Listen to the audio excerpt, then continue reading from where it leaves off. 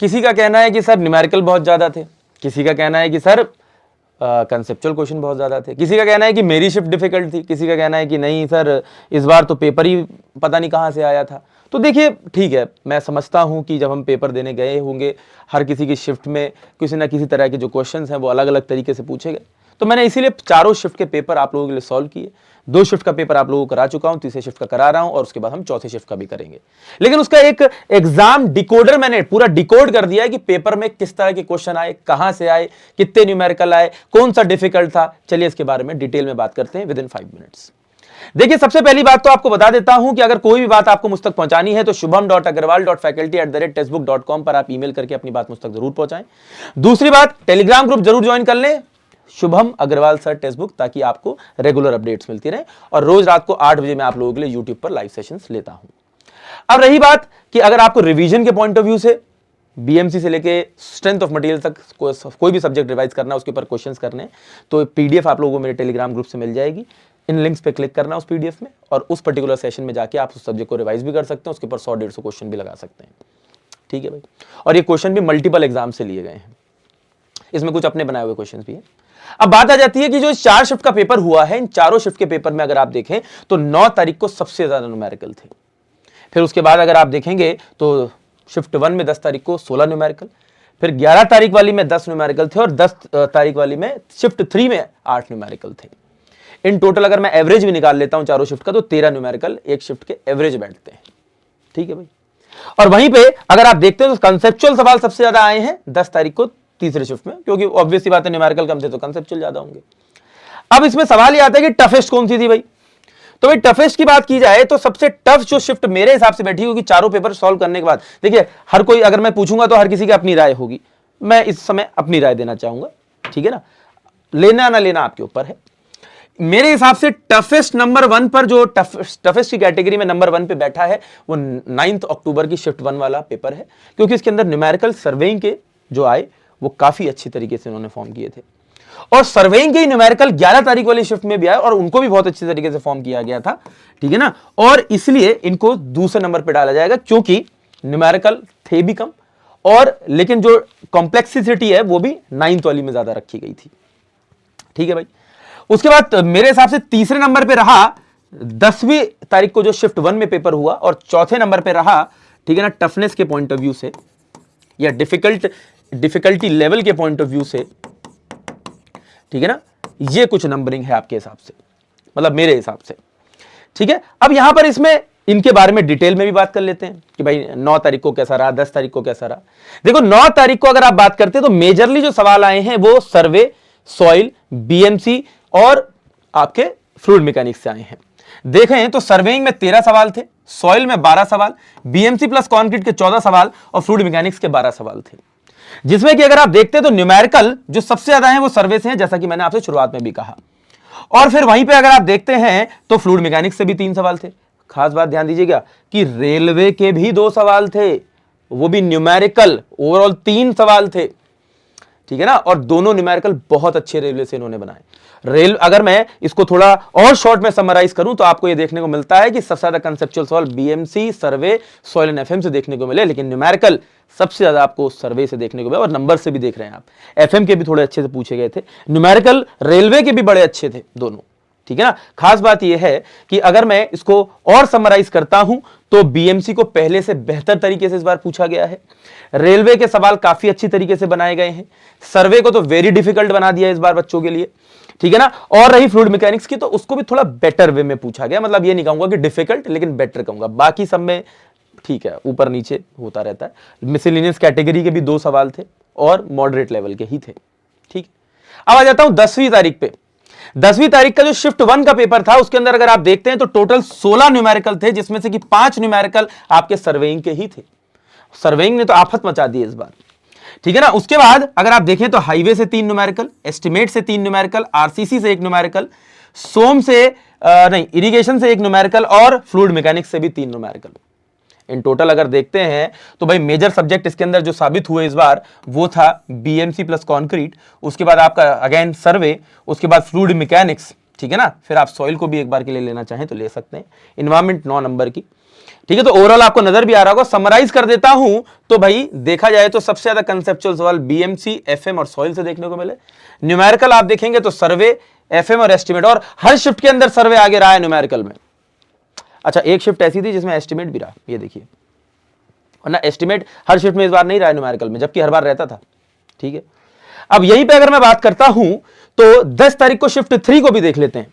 ठीक है ना, इसमें देखो फिर सर्वे के 13 न्यूमेरिकल लो। ठीक है ना, जिसमें कि इस बार इस शिफ्ट में सर्वे के न्यूमेरिकलों ने थोड़ा सा आपत्ति में चाहिए, 3 न्यूमेरिकल है। ठीक है ना, सॉइल से 10 क्वेश्चन है लेकिन एक भी न्यूमेरिकल नहीं है, खास बात देखिए। बीएमसी और कंक्रीट से आपके टोटल जो सवाल है वो 12 है, लेकिन 2 बिल्डिंग कंस्ट्रक्शन के सवाल भी हैं, और प्रॉपर बिल्डिंग कंस्ट्रक्शन के।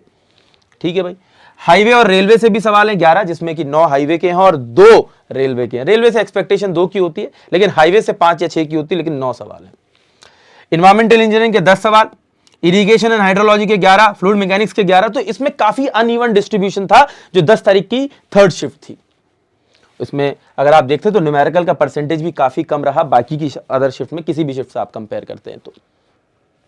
अब वहीं पे अगर मैं 11 तारीख वाली में भी लेकर चलने की आपको कोशिश करूं तो 11 तारीख वाली को आप देखें, क्योंकि टफनेस या डिफिकल्टी लेवल में दूसरे नंबर पे थी। सर्वेइंग के 11 सवाल, again building material plus concrete के 18 सवाल, फ्लूइड मैकेनिक्स के 12 सवाल। ये 3 टॉपिक्स ने बिल्कुल उधम मचाया है इस शिफ्ट में।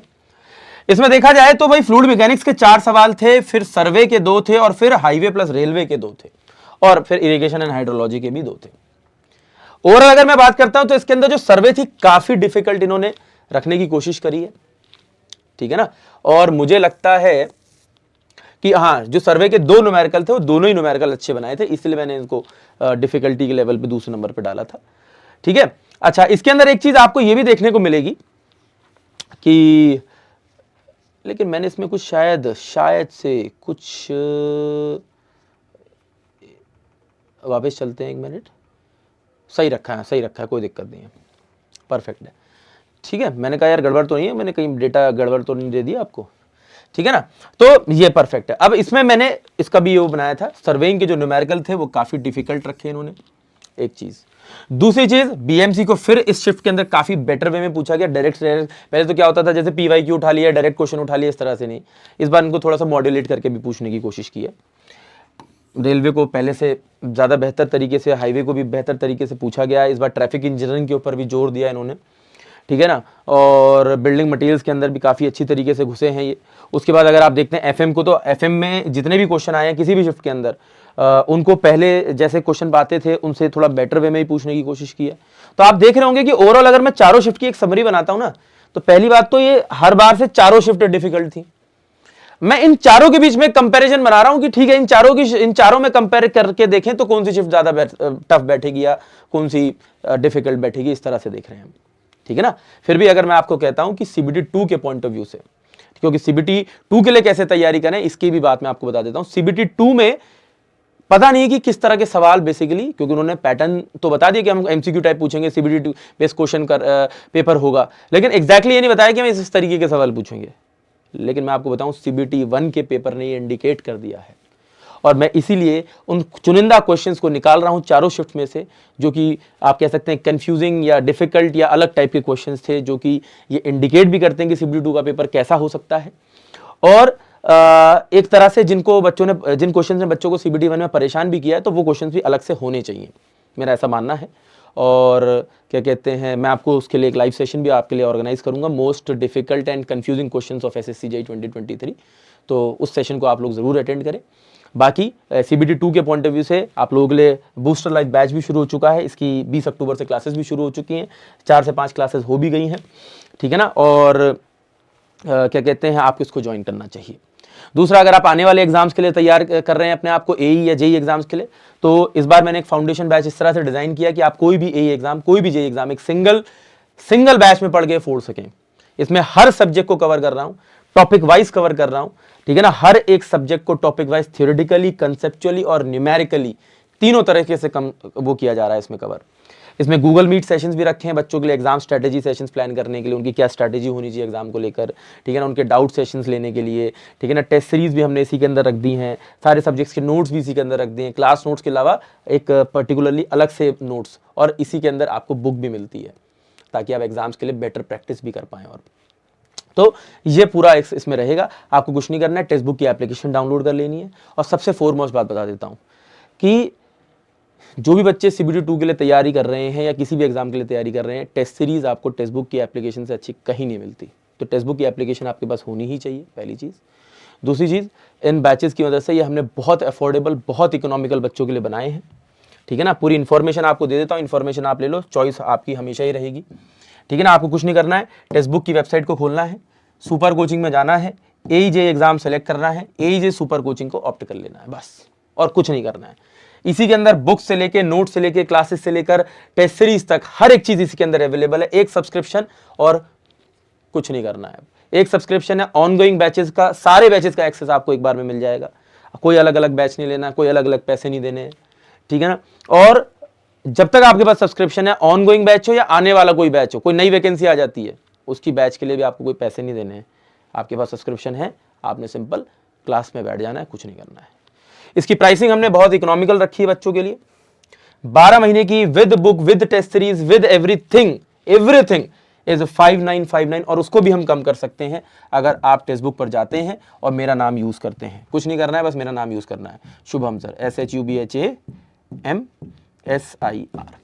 और यहां लिख दिया, और इससे ये देखिए 5533 रुपीज डाउन हो गया, ठीक है ना। तो ठीक है भाई, अपना बढ़िया है, ठीक है। तो अपना बढ़िया तरीके से पढ़ना है, पूरा एनालिसिस आपने देखा, पूरा मैंने 2023 डिकोड कर दिया, कौन से सब्जेक्ट डिफिकल्ट आए, कौन से कैसे आए, उसमें कितने को न्यूमेरिकल थे, किस सब्जेक्ट से थे, कितने कॉन्सेप्चुअल थे, ओवरऑल क्या था, एवरेज क्या था। इसके अलावा भी लगता है कोई सवाल जवाब है तो आप मुझे भेजिए, मैं कोशिश करूंगा कि आपकी हेल्प कर सकूं।